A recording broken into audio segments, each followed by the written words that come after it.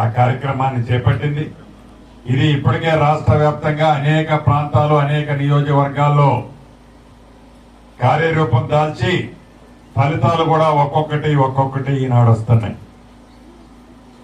ఈ తిరుమలాయపాలెం మండలంలో విద్యతో పాటు వైద్యానికి కూడా ఈ నియోజకవర్గమే కాదు రాష్ట్ర వ్యాప్తంగా నిరుపేదలకి వైద్యం విషయంలో కూడా ఆనాటి ప్రభుత్వాలు చేసిన వాటికంటే 2 రెట్లు 3 రెట్లు ఎక్కువ ఖర్చు పెట్టి మెరుగైన వైద్యం పేదింటి కుటుంబ సభ్యులకు ఇవ్వాలని ఈ ప్రభుత్వం ఈనాడు అనేక హాస్పిటల్స్ ని మొక్కుబడిగా కట్టడమే కాకుండా కట్టిన హాస్పిటల్స్ లో మంచి డాక్టర్స్ ని ఏర్పాటు చేస్తూ ఆ డాక్టర్స్ తో పాటు మంచి మందులను కూడా అందుబాటులో ఉంచుతూ పేదవాడికి ఎక్కడా ఆర్థిక భారం పడకుండా ఉండే విధంగా వైద్యానికి కూడా ఈ ప్రభుత్వం పెద్దపీట వేసింది.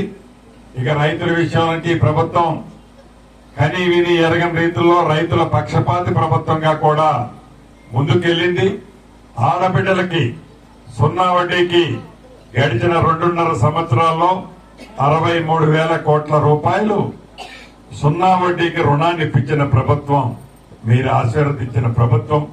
సన్నబియ్యం ఎట్లా ఇచ్చాం, రేషన్ కార్డులు ఇచ్చాం, ఇందిరమ్మ ఇల్లు 2వ విడత కూడా ఇచ్చాం, 3వ విడత ఇస్తాం, 4వ విడత ఇస్తాం.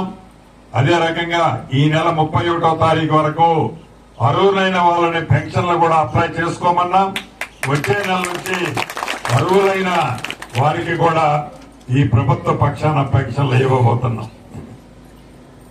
అన్ని సంక్షేమ కార్యక్రమాలు, అన్ని అభివృద్ధి కార్యక్రమాలు అవసరాన్ని బట్టి పేదవాడికి ఏది అవసరముందో ఆ కార్యక్రమాలన్నింటినీ ఈ ప్రభుత్వం ఇప్పటికే వడివడిగా మీ గుమ్మం ముందుకు చేరుస్తుందని చెప్పడానికి సంతోషిస్తూ మా ఆడబిడ్డలందరికీ కూడా రాఖీ శుభాకాంక్షలు తెలుపుతూ సెలవు తీసుకుంటాం.